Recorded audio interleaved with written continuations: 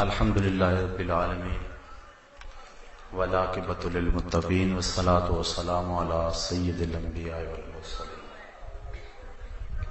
قال اللہ تعالی وتبارک فی القرآن المجید والفرقان الحمید. بسم اللہ الرحمن الرحیم. ما کان محمد ابا احد من رجالکم ولکن رسول اللہ وخاتم النبیین وکان اللہ بکل شیء علیما. ان اللہ وملائکتہ یصلون علی النبی یا ایھا الذین آمنوا صلوا علیہ وسلموا تسلیما. الصلاۃ والسلام علیک یا رسول اللہ وعلی آلک واصحابک یا حبیب اللہ. الصلاۃ والسلام علیک یا نبی الرحمہ وعلی آلک واصحابک یا راحۃ العاشقین. تمام حمد و ثنا، تعریف و توصیف اللہ جل مجدہ الکریم کی ذات بابرکات کے لیے، جو خالق کائنات بھی ہے اور مال کے شہنشاہ بھی.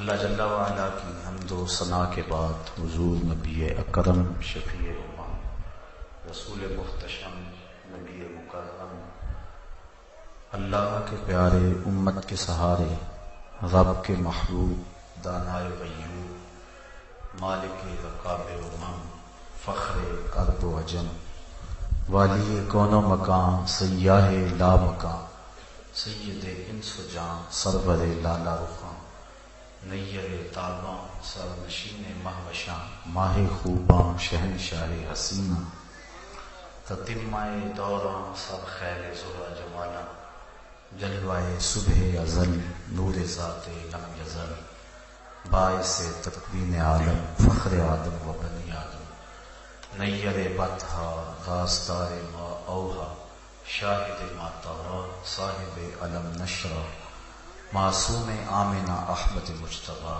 حضرت محمد مصطفیٰ صلی اللہ علیہ وسلم کے حضور ناز میں اپنی عقیدتوں، ارادتوں اور محبتوں کا خراج پیش کرنے کے بعد واجب الاحترام ذویل احتشام برادران اسلام، السلام علیکم ورحمۃ اللہ وبرکاتہ. ماہ صیام رمضان المبارک کا دوسرا جمعۃ المبارک اپنے دامن میں روشنیاں لیے جلوہ فراز ہے. اللہ اس ماہ نور کی برکتیں ہم سب کو نصیب فرمائے. مسئلہ ختم نبوت اور رد مرزائیت کے حوالے سے آج کچھ ضروری اور اہم باتیں آپ کے گوش گزار کرنے کی کوشش کروں گا. اللہ تعالیٰ میری زبان پہ کلمۃ الحق جاری فرمائے. سورۃ الاحزاب میں ارشاد فرمایا گیا، ما کان محمد ابا احد من رجالکم ولکن رسول اللہ وخاتم النبیین، کہ محمد صلی اللہ علیہ وآلہ وسلم تم مردوں میں سے کسی کے باپ نہیں ہیں، وہ اللہ کے رسول اور آخری نبی ہیں. سلسلہ نبوت کا نقطہ اختتام ہے، آخری رسول، آخری نبی ہیں. بے شک اللہ ہر شے کو جاننے والا ہے. 14 صدیوں سے آج تک امت اس بات پہ متفق ہے، کوئی دوسری رائے موجود نہیں ہے کہ حضور آخری نبی ہیں. حضور کے بعد کوئی نبی نہیں آ سکتا، نہ تشریعی نہ غیر تشریعی، نہ ذلی نہ بروزی. نبوت کا دروازہ قطعاً بند ہے، وحی کا سلسلہ منقطع ہو چکا ہے. حضور نبی رحمت صلی اللہ علیہ وآلہ وسلم وہ آخری رسول ہیں جن کے بعد نہ کسی رسول کی گنجائش ہے، نہ کسی نبی کی گنجائش ہے. حضرت امام ابن کثیر نے اس آیت کریمہ کی تشریح میں لکھا، فہذہ الآیہ نص فی انہ لا نبی بعدہ، یہ آیت اس بات پہ نص ہے کہ حضور کے بعد کوئی نبی نہیں ہوگا. پھر فرماتے ہیں جب حضور کے بعد نبی نہیں ہوگا تو پھر رسول کیسے ہو سکتا ہے؟ یہ بطریق اولا ثابت ہوتا ہے. فلا رسول بعدہ، حضور کے بعد کوئی رسول بھی نہیں ہوگا. اللہ تعالیٰ نے قرآن مجید کی حفاظت اپنے ذمہ کرم پہ لی. باقی کتابیں جو ہیں وہ بھی تو اللہ کی منزل کتابیں ہیں، تورات، زبور، انجیل، مختلف صحیفے، ان کی حفاظت اللہ نے اپنے ذمہ کرم پہ نہیں لی، جبکہ وہ بھی کتابیں اللہ کی ہیں، کلام اللہ کا ہے. قوم نے تحریف کی، تغیر و تبدل کر دیا، رد و بدل کر دیا. قرآن میں تغیر ممکن نہیں ہے، تحریف نہیں ہو سکتی، ایک زیر اور زبر کو بھی نہیں بدلا جا سکتا. پچھلے کتنے نبی تھے جن کو شہید کر دیا گیا؟ بنی اسرائیل نے 70 نبیوں کو قتل کیا. اللہ نے حضور علیہ السلام کی حفاظت اپنے ذمہ کرم پہ لی. محبوب تیرا کوئی بال بھی بیکا نہیں کر سکتا. واللہ یعصمک من الناس، لوگوں سے آپ کی حفاظت اللہ خود فرمائے گا. باقی نبیوں کی حفاظت کیوں نہ ہوئی اور انہیں شہید کر دیا گیا، اور حضور کی حفاظت اپنے ذمہ کرم پہ اللہ نے کیوں لی؟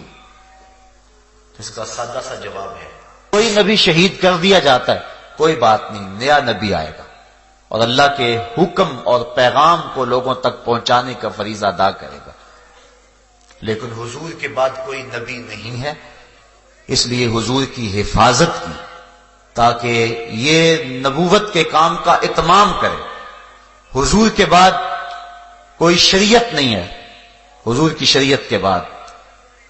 اسی طرح قرآن کے بعد کوئی کتاب نہیں ہے. فَبِأَيِّ حَدِيثٍ بَعْدَهُ يُؤْمِنُونَ، کہ قرآن کے بعد اب کس پہ ایمان لاؤ گے؟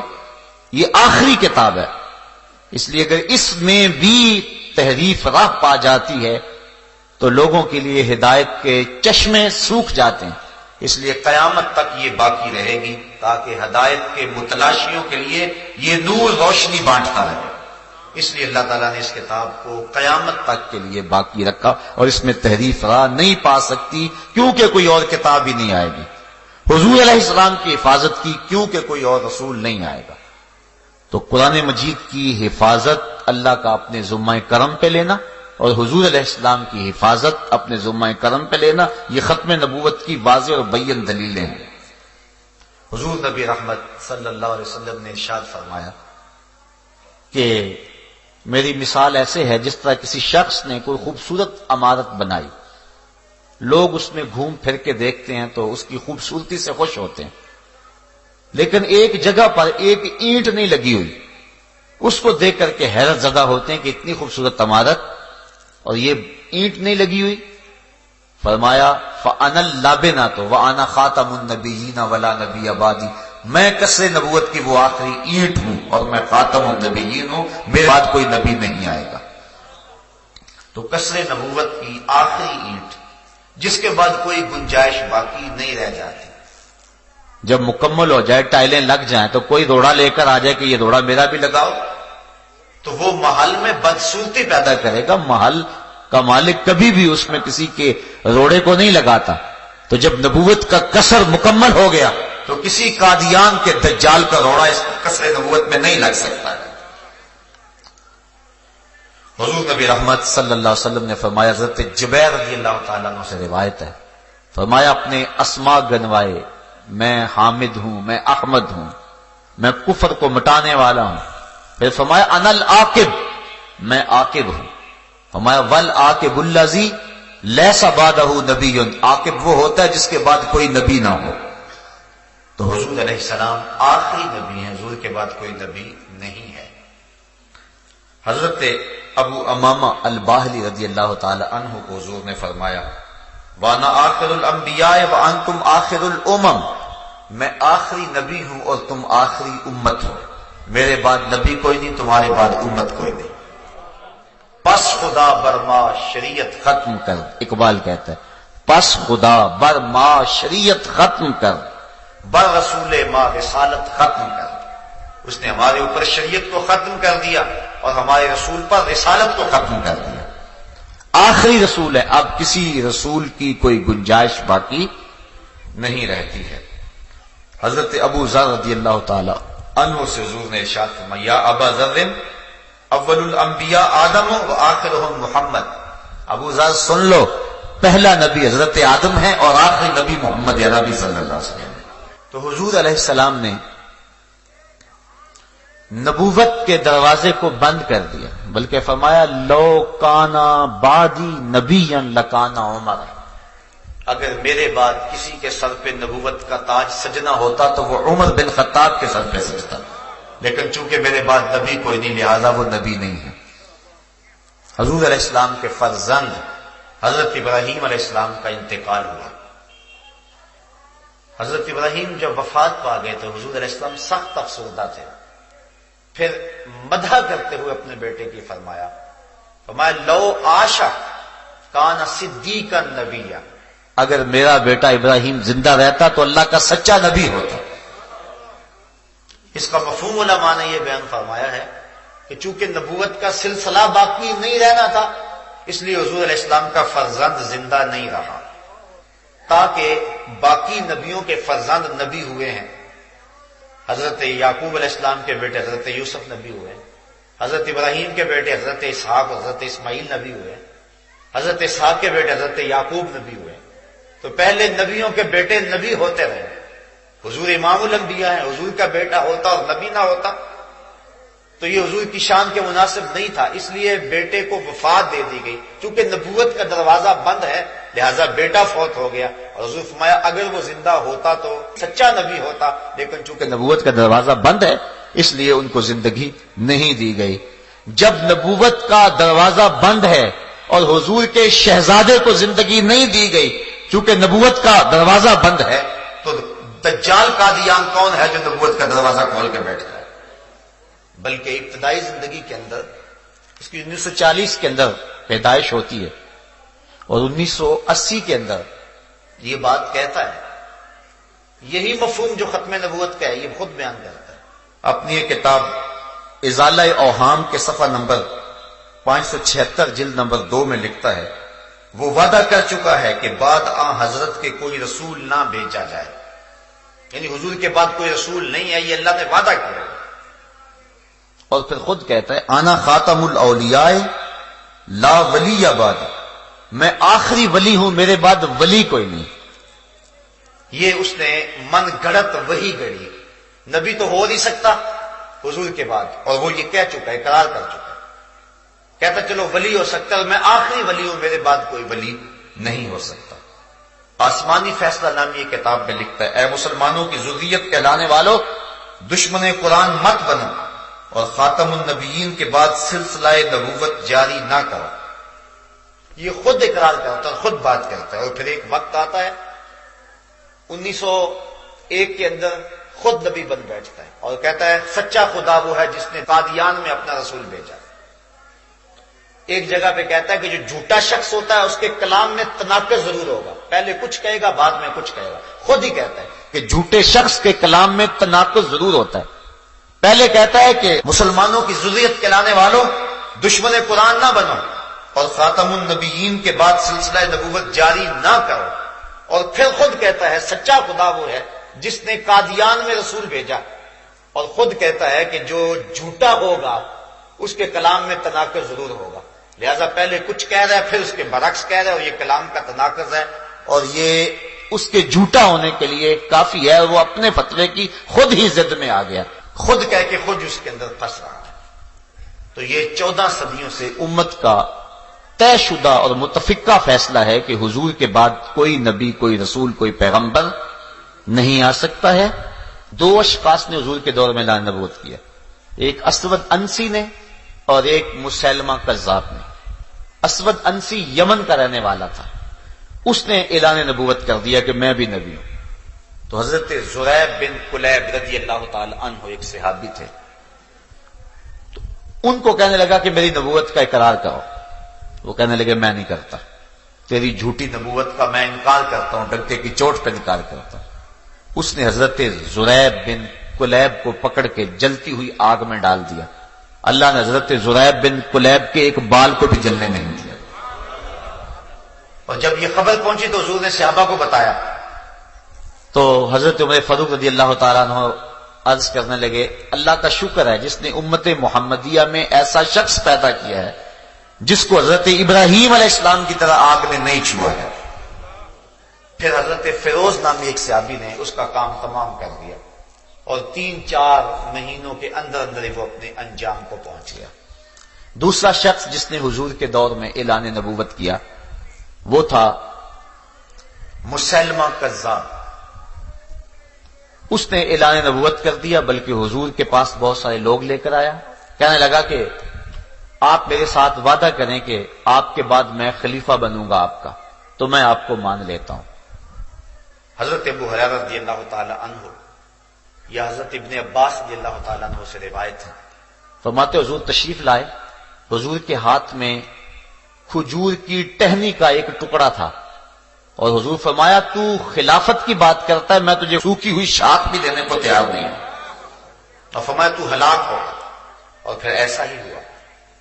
حضرت سیدنا صدیق اکبر رضی اللہ تعالیٰ عنہ کے دور میں جب اس نے پوری قوت کے ساتھ پر پرزے نکالے تو آپ نے حضرت خالد بن ولید کی قیادت میں 13,000 کا لشکر بھیجا اور مسیلمہ کذاب کی سرکوبی کے لیے ان کو میدان عمل میں اتارا، اور یمامہ میں جو لڑائی ہوئی، جنگ یمامہ جسے کہتے ہیں، اس میں مسلمانوں نے جو بہادری کے جوہر دکھائے اور جھوٹی نبوت کے دعوے دار کو جس طرح ناک کو چنے چبوائے، وہ تاریخ کا روشن باب ہے۔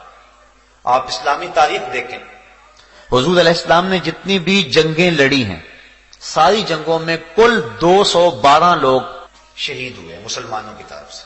یہ اس قدر محتاط لڑائی کی ہے اور مسلمانوں نے اتنا کم نقصان اٹھایا ہے، لیکن اسی جنگ یمامہ کے اندر 1200 صحابہ شہید ہوئے، جن میں حضرت عقبہ بن عامر بھی ہیں، حضرت زید بن خطاب بھی ہیں، اور بھی کئی متعدد معتبر صحابہ ہیں۔ 370 قرآن کے قاری بھی ہیں، 370 قرآن کے قاری بھی ہیں، مہاجرین بھی ہیں، انصار بھی ہیں، تابعین بھی ہیں۔ 1200 صحابہ نے اس معاملے کو اتنا اہم سمجھا کہ اپنی جان قربان کر دی، بلکہ حضرت حبیب بن زید انصاری یہ ختم نبوت کے پہلے شہید ہیں۔ تحفظ ختم نبوت کی پہلی قربانی حضرت حبیب بن زید انصاری نے دی۔ مسیلمہ کذاب کے بندے انہیں پکڑ کے لے گئے اور مسیلمہ کے پاس پیش کیا تو اس نے کہا کہ محمد اللہ کے رسول ہیں؟ کہا ہاں محمد اللہ کے رسول ہیں۔ تو پھر کہنے لگا مسیلمہ کذاب اللہ کا رسول ہے؟ آپ نے فرمایا میں سنتا ہی نہیں ہوں، یعنی ایسی بکواس میں سننے کے لیے تیار نہیں۔ اس نے آپ کا ہاتھ کاٹ دیا۔ پھر کہا محمد اللہ کے رسول ہیں؟ کہا محمد اللہ کے رسول ہیں۔ کہا مسلمہ اللہ کا رسول ہے؟ کہا میں سنتا ہی نہیں ہوں۔ اس نے دوسرا ہاتھ کاٹ دیا۔ پھر اس نے کہا کہ مسلمہ اللہ کا رسول ہے؟ کہا میں نہیں سنتا۔ پھر پاؤں کاٹ دیا۔ پھر کہا کہ مسلمہ اللہ کا رسول ہے؟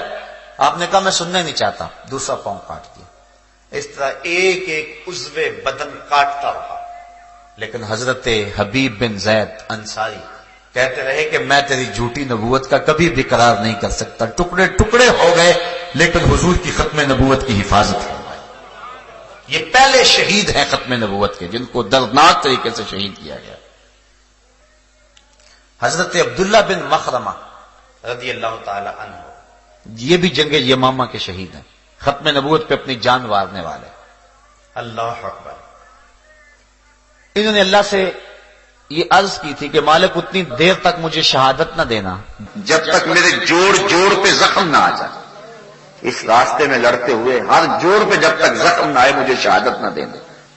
پھر ان کا پورا جسم اور جسم کا ہر جوڑ زخموں سے چور ہو گیا۔ حضرت عبداللہ ابن عمر رضی اللہ تعالیٰ عنہ فرماتے ہیں کہ میں نے دیکھا کہ حضرت عبداللہ بن مخرمہ جو ہے وہ پڑے ہوئے، تو انہوں نے کہا کہ روزہ داروں نے روزے کھول لیے؟ میں نے کہا ہاں کھول لیا۔ تو کہنے لگے میرے لیے بھی کچھ لے کر آؤ۔ چونکہ روزے سے تھے، پورا جسم زخمی ہے، جوڑ پہ زخم ہے۔ کہا کہ روزے داروں نے روزے کھول لیے تو میرے لیے بھی کچھ لے کے آؤ۔ کہتے میں ایک کنویں میں گیا اور ڈول پانی کا نکالا، جب میں لے کر پہنچا تو حوریں انہیں جام جنت پلا چکی تھی اور وہ مال کے حقیقی سے جا ملے تھے۔ اس راستے کے اندر لوگوں نے کسی قربانی سے گریز نہیں کیا ہے۔ حضرت خالد بن ولید نے تابڑ توڑ حملے کیے، لیکن کام بن نہیں رہا تھا، چونکہ وہ 30,000 کا لشکر لے کے مسلمانوں کے مقابلے میں تھا، اور وہ بڑے جگرے کے ساتھ لڑ رہے تھے۔ تو پھر حضرت سیدنا صدیق اکبر رضی اللہ تعالیٰ عنہ کو لکھا، تو آپ نے فرمایا کہ تم اپنا شعار یا محمدہ کرو تو تمہیں فتح ہوگا۔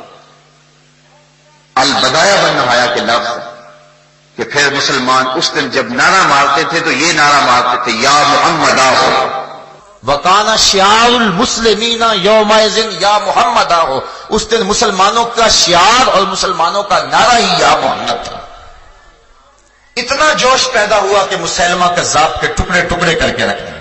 حضرت واشی جنہوں نے حضرت امیر حمزہ کو قتل کیا تھا، وہ کہتے ہیں مجھے ساری زندگی اس کا پچھتاوا رہا، حضور کے سامنے نہیں بیٹھتا تھا، حضور میرے سامنے نہ بیٹھا کرو، چچا یاد آتے ہیں۔ تو کہا میں نے کہا کوئی موقع ملے تو اس کا کفارہ ادا کروں، تو کہا کہ میں نے وہ برچھی لے کر کے وہ جو حربہ تھا جس سے حضرت امیر حمزہ کو شہید کیا تھا، میں نے اس کے کفارے میں اس کو تاک کر کے اس کے پیٹ میں مارا، اور اس کے پیٹ سے وہ برچھی وہ حربہ گزر گیا، اور اس طرح انہوں نے جو ہے وہ مسیلمہ کذاب کو قتل کرنے کی سعادت حاصل کر لی۔ تو مسیلمہ کذاب مارا گیا، تو اس دن ختم نبوت کے مجاہدین کا جو نعرہ تھا وہ یا محمدہ ہو تھا۔ تو اس بات سے یہ بات سمجھ میں آتی ہے، اگر ختم نبوت کے باغیوں کو ختم کرنا ہے اور تخت و تاج ختم نبوت کی حفاظت کرنی ہے تو پھر یا محمد کے نعرے لگانے پڑیں گے، تب امت کے اندر وہ جذبہ پیدا ہوگا۔ اور آپ 53 کی تاریخ دیکھ لیں، یہی نعرہ تھا جس نے قوم میں جذبہ پیدا کر دیا۔ ہمارے اسلاف نے بھی اس راستے میں قربانیوں کی ایک لمبی داستان رقم کی، اور بعد میں آنے والوں نے بھی اس سلسلے کے اندر اپنی محبتوں کے نذرانے اور اپنی جانوں کے نذرانے پیش کیے۔ یہ تحریک جو چلی ہے 1953 کی، اس میں 10,000 لوگوں نے اپنی قربانی پیش کی، 10,000 لوگوں نے۔ بلکہ ایک عورت اپنے بیٹے کی بارات لے کے جا رہی تھی لاہور کے اندر کہ تڑ تڑ گولیوں کی آواز آئی، اس نے روک کے پوچھا یہ کیا ماجرا ہے؟ کہا ختم نبوت کے جانثار اپنی قربانیاں پیش کر رہے ہیں، اور وہ گلے کھول کھول کے سینے پہ گولیاں کھا رہے ہیں۔ اس نے بارات کو وہیں روکا اور سب سے معذرت کی، اور اپنے بیٹے کو کہا کہ بارات واپس جانے لگی ہے، میں یہ سیرا اتار کے تجھے شہادت کا سیرا پہنانا چاہتا ہوں، اور اتنی دیر تک دودھ معاف نہیں کرو گی جتنی دیر تک محمد عربی کی ناموس میں قربانی نہیں پیش ہو۔ اور پھر دنیا نے دیکھا کہ پھر اس بچے کی لاش جو ہے وہ وہاں سے اٹھائی گئی اور وہ شہادت کا دولہا بن کے گھر میں پلٹتا ہے۔ تو یہ تاریخ ہے ہماری۔ علامہ عبدالستار خان نیازی علیہ الرحمہ نے کون سی قربانیاں پیش نہیں کی ہیں؟ وہ جب شیر دھاڑتا تھا تو سینوں کے اندر کلیجے کانپتے تھے۔ جب نواب آف کالا باغ نے اس راستے کو روکنا چاہا، علامہ نیازی کو لالچ بھی دیے، دھمکیاں بھی دی، تو مسجد وزیر خان کے اندر آپ نے خطاب کرتے ہوئے کہا تھا، او نواب آف کالا باغ، تیری لمبی لمبی مونچھوں سے بغاوت تو ہو سکتی ہے، محمد عربی کی کالی کالی زلفوں سے بغاوت نہیں ہو سکتی ہے۔ اور وہ تاریخ کی داستان رقم کی کہ رہنے والوں کے لیے مثال بن گئی۔ تو اس طرح منکرین ختم نبوت کی سرکوبی ہر دور میں ہوتی رہی۔ سجا نامی ایک عورت نے اعلان نبوت کیا، بعد میں وہ طائب ہو گئی۔ مختار سقفی نے اعلان نبوت کیا، حضرت عبداللہ ابن زبیر نے سن 67 کے اندر اس کا سر اتارا۔ متنبی نے اعلان نبوت کیا، بعد میں اس نے اس سے توبہ کر لی، رجوع کر لیا۔ مختلف ادوار میں مختلف لوگ نبوت کا جھوٹا دعویٰ کرتے رہے۔ اللہ کے محبوب علیہ السلام نے ارشاد فرمایا، سیکون فی امتی کذابون ثلاثون کلہم یزعم انہ نبی وانا خاتم النبیین ولا نبی بعدی۔ فرمایا میری امت میں 30 دجال ہوں گے اور سارے یہ کہیں گے، گمان کریں گے کہ میں نبی ہوں۔ فرمایا میں آخری نبی ہوں، میرے بعد کوئی نبی نہیں ہے۔ ان 30 دجالوں میں ایک دجال مرزا قادیانی ہے جس نے جھوٹی نبوت کا ڈھونگ رچایا اور امت کو سخت مضطرب کیا۔ اس صدی کا سب سے بڑا فتنہ مرزا قادیانی کا فتنہ ہے۔ اس کے باپ دادا انگریزوں کے وفادار تھے اور امت کو ٹکڑے ٹکڑے کرنے کے لیے، جسد امت پہ چرکے لگانے کے لیے، زخم زخم کرنے کے لیے جھوٹی نبوت کا ڈھونگ رچایا گیا. ہم تاریخ پڑھتے ہیں تو 3 لوگوں سے انٹرویو لیا گیا لیکن یہ کامیاب ٹھہرا. پھر پہلے جو کہتا تھا اے مسلمانوں کی ذریت کہلانے والوں، دشمن قرآن نہ بنو اور خاتم النبیین کے بعد سلسلہ نبوت جاری نہ کرو، وہ خود قادیان کا رسول بن بیٹھا اور اس نے قادیان کو مکہ اور مدینہ کی طرح کی بستی قرار دے دیا اور اپنی بیویوں کو معاذ اللہ ام المومنین قرار دے دیا اور اپنی ناپاک اولاد کو سادات قرار دیا اور اپنی بیٹیوں کو سیدہ فاطمہ الزہرا کے مثل قرار دیا اور معاذ اللہ اپنے پلیت ماننے والوں کو اس نے جو ہے وہ اصحاب قرار دیا اور اپنے ناپاک خلفاء کو خلفائے راشدین قرار دیا. اس طرح اس نے امت کے اندر فتنے بپا کیے اور ناپاک بستیوں کو مکہ اور مدینے کے برابر قرار دیا. اللہ تعالیٰ نے اس کے شر سے امت کو محفوظ فرمانا تھا. 1840 کے اندر یہ پیدا ہوا اور 1880 سے لے کر 1891 تک حیات مسیح کا منکر رہا. اس کے بعد پھر اس نے ملہم من اللہ ہونے کا اعلان کر دیا، مسیح موعود ہونے کا اعلان کر دیا، مہدی موعود ہونے کا اعلان کر دیا. 1890 میں پیر مہر علی شاہ رحمۃ اللہ تعالی علیہ حج پہ گئے. حضرت حاجی امداد اللہ مہاجر مکی علیہ رحمہ سے وہاں ملاقات ہوئی. پیر صاحب کو دیکھ کر فرمانے لگے پیر صاحب آپ حج پہ آئے ہوئے ہیں، واپس جائیں، ہندوستان میں ایک فتنہ اٹھنے والا ہے جس کی سر کو بھی آپ کریں گے. اور حضرت پیر صاحب فرماتے ہیں میں سویا خواب میں حضور کی زیارت نصیب ہوئی اور آقا کریم علیہ السلام نے فرمایا کہ تعویلات فاسدہ کے مقراض سے قادیان کا دجال میری حدیثوں کے ٹکڑے کر رہا ہے اور تم یہاں بیٹھے ہوئے. تو حضرت پیر صاحب فرماتے ہیں کہ میں آیا اور آ کر کے جو ہے اس کی خبر لی. اعلی حضرت امام اہل محبت نے سب سے پہلے مرزا قادیانی کے حفوات پر کفر کا فتویٰ دیا اور 5 رسائل لکھے اور پیر صاحب نے شمس الہدایہ کے نام سے ایک کتاب لکھی. پھر مرزا قادیانی نے اس کے جواب کے اندر شمس بازرہ کے نام سے اپنے ایک مرید اور خلیفے سے کتاب لکھوائی. پیر صاحب نے اس کے مقابلے میں پھر سیف چشتیائی لکھی. آج تک اس کے کئی ایڈیشن چھپ چکے ہیں. مرزائیوں کو آج تک اس کتاب کے جواب دینے کی ہمت پیدا نہیں ہوئی. یہ حضرت پیر میر علی شاہ صاحب کی زندہ کرامت ہے کہ آج تک سیف چشتیائی کا جو ہے وہ جواب نہیں ہو سکا ہے. مرزا قادیانی نے جب 1901 میں نبوت کا اعلان کیا، پہلے وہ مسیل مسیح بنا، مہدی موعود بنا، ملہم من اللہ بنا، کئی اس نے رنگ بدلے، ذلی، بروزی، غیر تشریع نبی، امتی نبی، کئی روپ دھارے.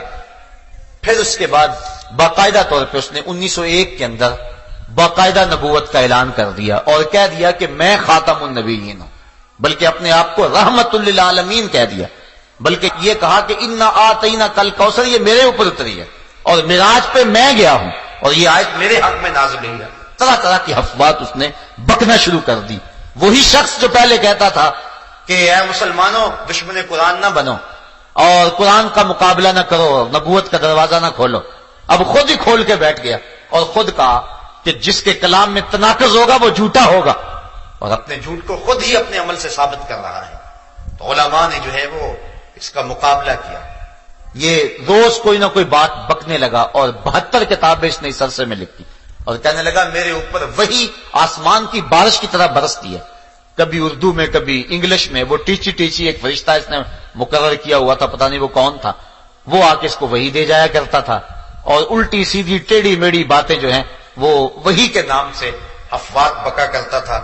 بلکہ جو شخص اس کی نبوت کا اقرار نہیں کرتے اس کے بارے میں اس نے سخت رویہ اختیار کیا.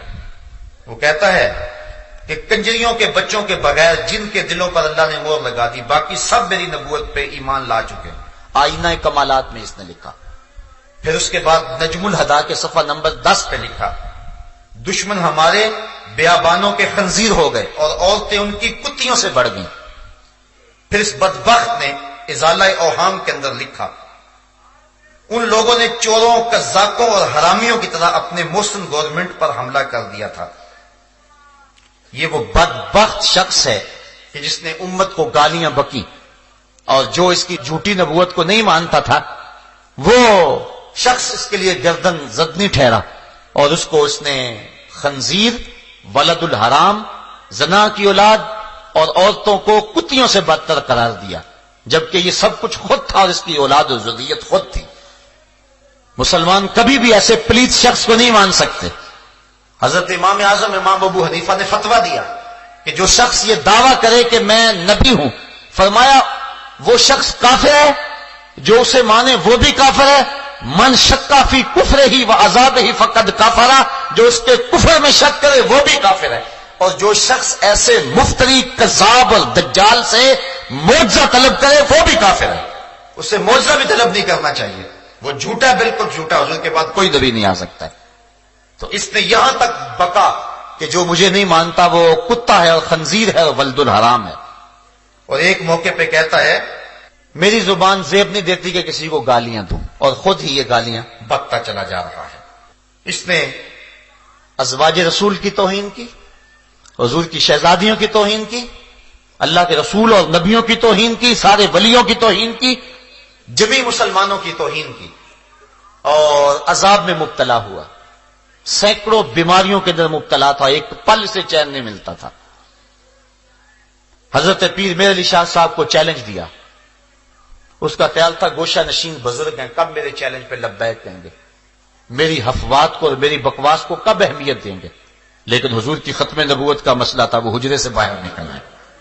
جب لاہور میں پہنچے تو مرزا کو آنے کی ہمت اور طاقت نہ ہوئی اور ذلیل و رسوا ہوا، اور پیر میر علی شاہ صاحب ابھی لاہور میں ہی تھے، بلکہ آپ اپنی رہائش جب وہاں مقرر تھی عارضی طور پہ، وہاں سے نکل کے شاہی مسجد میں جا رہے تھے جو جگہ مقرر تھی مناظرے کے لیے وقت معین پر، تو راستے کے اندر پیلے رنگ کے اشتہار لگے ہوئے تھے کہ پیر میر علی شاہ میدان چھوڑ کے بھاگ گئے، حالانکہ وہ خود نہیں آیا، اور پیر میر علی شاہ ان کے ساتھ جلوس جا رہا ہے اور راستے کے اندر اشتہار لگے ہیں کہ وہ بھاگ گئے، اور لوگ حیرت زدہ ہو رہے تھے کہ یہ کتنا جھوٹ کا پلندہ ہے اور کتنی بکواسات ہیں کہ ہم تو جا رہے ہیں اور ہمارے سے پہلے اشتہار لگے ہوئے ہیں کہ پیر میر علی شاہ صاحب بھاگ گئے۔ اللہ تعالیٰ نے اسلام کو فتح اور کامیابی عطا فرمائی، اور پیر میر علی شاہ صاحب سرخرو ہوئے اور یہ نہ آ سکا۔ پھر اس نے تعویل یہ کی چونکہ وہاں لوگ بکھرے ہوئے تھے، اگر میں جاتا تو بڑا نقصان ہوتا، یہ کیسا نبی ہے جو لوگوں سے ڈر رہا ہے؟ اللہ کے نبی تو ہزاروں کے لشکر میں کود جاتے ہیں، ان کے سینے کے اندر کوئی خوف پیدا نہیں ہوتا ہے، وہ تو جلتی ہوئی آگ میں چھلانگ لگا دیں تو آگ ان کا بال بھی بیکا نہیں کرتی ہے۔ یہ کیسا جھوٹا نبی ہے کہ جو ڈرتا ہے کہیں مجھے کوئی قتل نہ کر دے۔ پھر اس نے مختلف قسم کی پیشگوئیاں کرنی شروع کر دی، اور کہنے لگا کہ اگر ثابت ہو کہ میری 100 پیشگوئی سے ایک بھی جھوٹی نکلی تو میں اقرار کرتا ہوں کہ میں جھوٹا ہوں۔ یہ حاشیہ 40 میں اس نے لکھا۔ پھر جو بھی اس نے پیشگوئی کی وہ سچی ثابت نہ ہوئی۔ ہوا اس طرح کہ 1891 میں اس کا ایک قریبی عزیز تھا احمد بیگ، اس کی ایک بیٹی تھی محمدی بیگم، اس پہ اس کی نظر پڑ گئی، اور پھر اس نے اپنی طرف سے من گھڑت وہی گڑی کہ محمدی بیگم کا میرے ساتھ نکاح قرار پا گیا ہے اور ہر صورت میں وہ میرے نکاح میں آئے گی، اور یہ اس نے احمد بیگ ہوشیار پوری کو خط لکھا۔ لیکن وہ ایسے بدبخت سے اپنی بیٹی کا نکاح کیسے کر سکتے تھے؟ جب بات نہ بنی تو اس نے پھر خط لکھا کہ اگر تم نے محمدی بیگم کی کسی جگہ شادی کی تو جس مرد کے ساتھ شادی کرو گے 2.5 سال کے اندر اندر وہ مر جائے گا، اور اس کا باپ بھی 3 سال کے اندر اندر مر جائے گا، اور یہ سخت اذیت کی زندگی یہ جو 2.5 سال ہوں گے گزارے گی، پھر اس کے بعد میرے نکاح میں آئے گی، تو جب آخر میں میرے نکاح میں آنا ہے تو ابھی میرے نکاح میں سے دے دو۔ انہوں نے اس کی کسی بات کی پرواہ نہ کی، اور سلطان بیگ نامی ایک شخص سے مئی 1891 میں محمدی بیگم کی شادی کر دی۔ اب یہ سخت پریشان ہوا، اس کے والدین کو لالچ بھی دیا کہ میں باغ کا 1/3 حصہ تمہیں دے دوں گا، بہت کچھ ہوا، بلکہ جو احمد بیگ کی ہمشیرہ تھی اس کی بیٹی مرزا کے بیٹے کے ساتھ بیاہی ہوئی تھی، اس نے یہ بھی دھمکی دی کہ میں جو ہے وہ اس کو طلاق دلوا دوں گا، اور اگر میرے بیٹے نے طلاق نہ دی تو اس کو اپنی جائیداد سے آگ کر دوں گا، لیکن یہ دھمکی بھی نہ چلی۔ تو اس طرح اس نے کہا تھا 2.5 سال اس کا خامد نہیں جی سکتا۔ اللہ کی توفیق سے محمدی بیگم کا خامد نکاح کے بعد مسلسل 40 سال تک زندہ رہا، اور محمدی بیگم 58 سال تک زندہ رہی، اور اس کا باپ بھی 20 سال زندہ رہا۔ اب مرزا پھر پریشان ہو گیا کہ میری پیش گوئی تو خراب ہوگی اور میرے ماننے والے کہیں لڑکھڑا نہ جائیں۔ اس نے ایک ہیلا کیا کہ 2 بکریاں کہیں سے منگوائیں اور ان کو ذبح کیا، کہا یہ محمدی بیگم کے شوہر اور اس کے باپ کی جگہ پہ میں نے قربان کی ہیں، وہ نہیں مرے تو ان کی جگہ پہ میں نے ان کو قربان کیا ہے۔ لیکن اس کے جھوٹے معتقد پھر بھی اس کو نبی مانتے رہے، لیکن اس نے کہا کہ اس کے باوجود ایک وقت آئے گا کہ محمدی بیگم میرے نکاح میں آئے گی، ہمارا نکاح آسمان پہ ہو گیا ہوا ہے۔ لیکن پھر وہ مر گیا، لیکن محمدی بیگم بعد میں بھی عرصہ دراز زندہ رہی اور اس ظالم کے نکاح میں نہ آئی۔ تو اس کی یہ جھوٹی پیش گوئی بھی جو ہے وہ لوگوں کے سامنے آ گئی۔ 1893 میں ڈپٹی عبداللہ آتھم ایک عیسائی پادری تھا، اس کے ساتھ اس نے 15 دن کے لیے مسلسل مناظرہ کیا۔ جب بات نہ بنی، تسلیس کے عنوان سے گفتگو تھی، تو اس نے پیشین گوئی کی کہ جو ہے وہ 15 ماہ کے اندر اندر یہ حاویہ میں چلا جائے گا، یعنی مر جائے گا اور جہنم رسید ہو جائے گا۔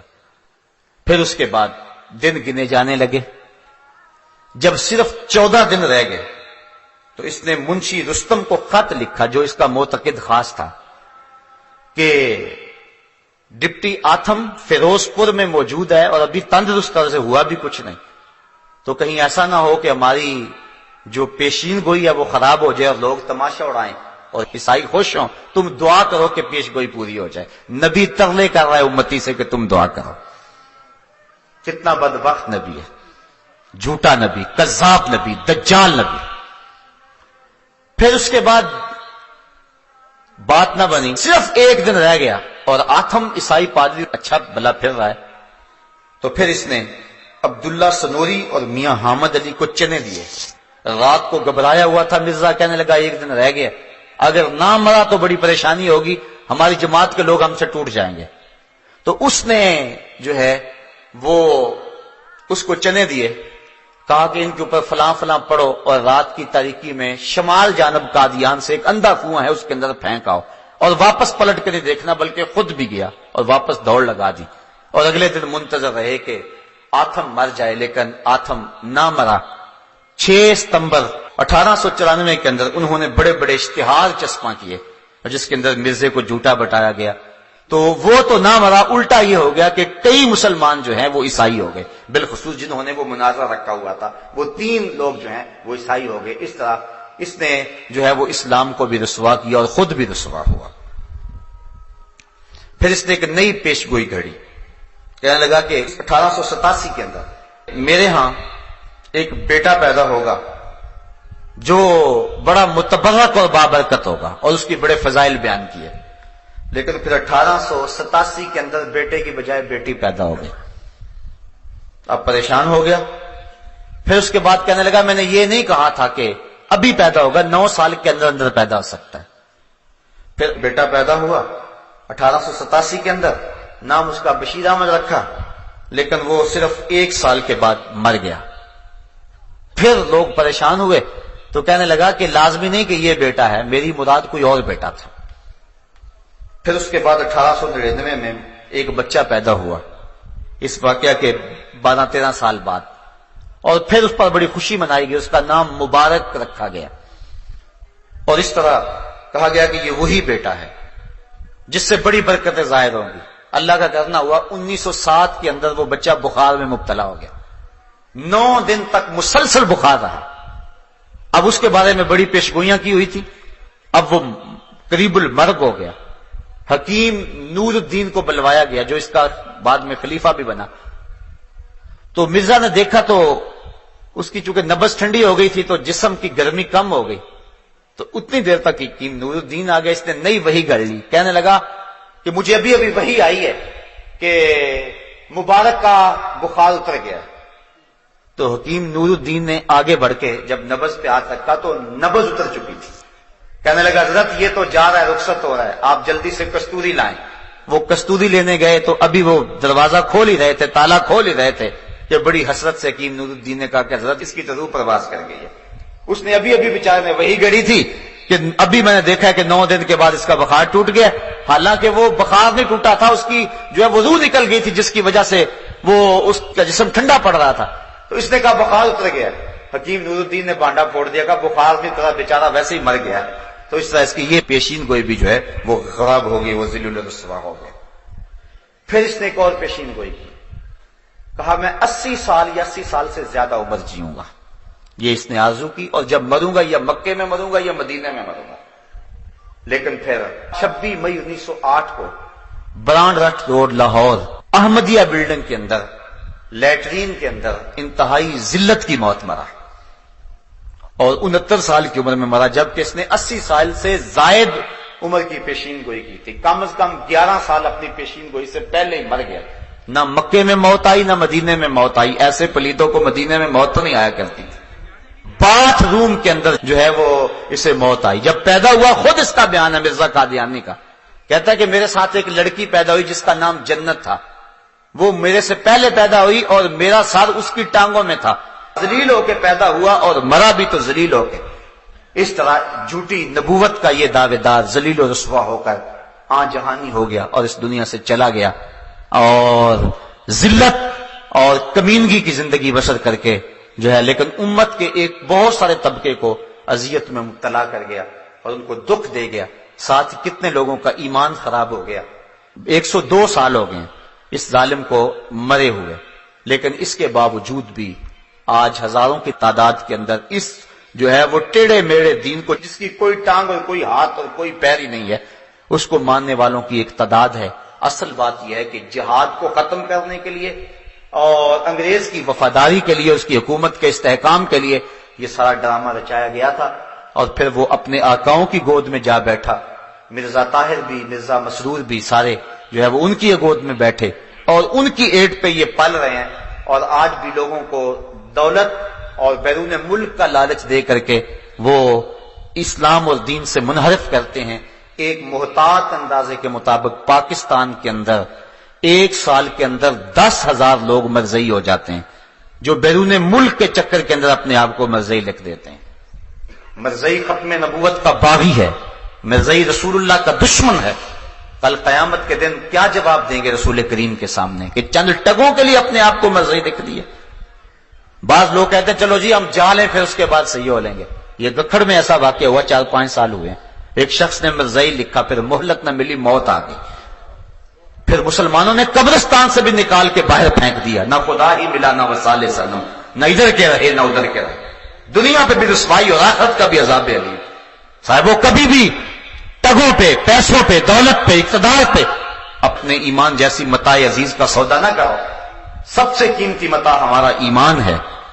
لاکھوں کروڑوں اربوں کھربوں لوگ بھی قدموں میں ڈال دیں، ہمارے نبی نے فرمایا تھا یا عمی لو وضع الشمس فی یمینی والقمر علی یساری، اے چچا اگر چاند کو میرے دائیں ہاتھ میں رکھ دیں اور سورج کو بائیں ہاتھ میں رکھ دیں، جہان بھر کے خزانے میرے قدموں میں ڈھیر کر دیں، محمد بتوں کو پھر بھی جھوٹا ہی کہتا رہے۔ یہ کیا ہوا چند تگوں کے لیے لوگ دین بدل رہے ہیں؟ مرزئی ختم نبوت کا باغی ہے، اس سے اپنے آپ کو دور رکھیں۔ بعض لوگوں کو بڑی ہمدردی پیدا ہو جاتی ہے، جی ان سے بائیکاٹ کریں گے، ترس آتا ہے، وہ بھی ہمارے معاشرے کے لوگ ہیں۔